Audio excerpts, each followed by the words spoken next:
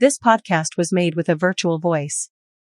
Today, I'm taking you on my imaginary boat, heading for the Saint-Ouen Abbey Church, to help you discover the Jelling stone.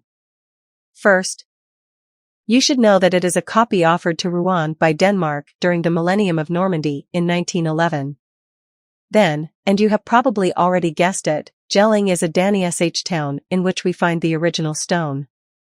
Originally, 2 stones were erected by Harald the Blue Tooth in the Viking Age in honor of his father and mother, as tradition dictated. More commonly called runic stones, because they reveal ancient scriptures of uncertain origin, formed by special signs, called runes.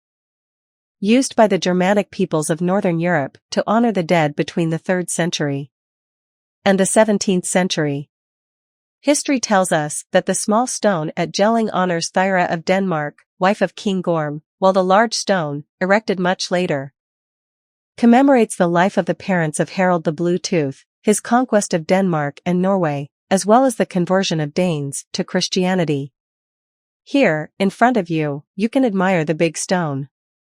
Wait, don't go, I have another unusual anecdote for you. You know Bluetooth?